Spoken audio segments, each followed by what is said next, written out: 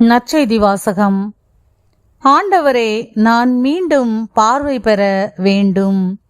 லூக்கா எழுதிய தூய நற்செய்தியிலிருந்து வாசகம். அதிகாரம் 18, இறை திருவசனங்கள் 35 முதல் 43 முடிய.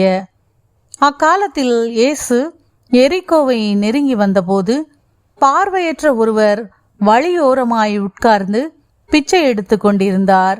மக்கள் கூட்டம் கடந்து போய்க் கொண்டிருந்ததை கவனித்த அவர், இது என்ன என்று வினவினார். நாசரேத்து இயேசு போய்க் கொண்டிருக்கிறார் என்று அவருக்கு தெரிவித்தார்கள்.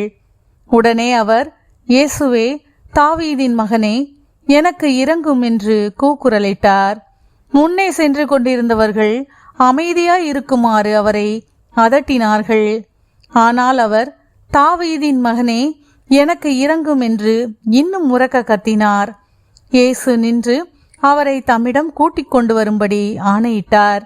அவர் நெருங்கி வந்ததும், நான் உமக்கு என்ன செய்ய வேண்டும் என்று விரும்புகிறீர் என்று இயேசு கேட்டார்.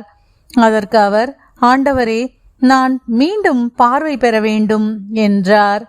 இயேசு அவரிடம், பார்வை பெறும், உமது நம்பிக்கை உம்மை நலமாக்கிற்று என்றார். அவர் உடனே பார்வை பெற்று கடவுளை போற்றி புகழ்ந்து கொண்டே இயேசுவை பின்பற்றினார். இதை கண்ட மக்கள் யாவரும் கடவுளை புகழ்ந்தனர். ஆண்டவரின் அருள்வாக்கு. கிறிஸ்துவே உமக்கு புகழ்.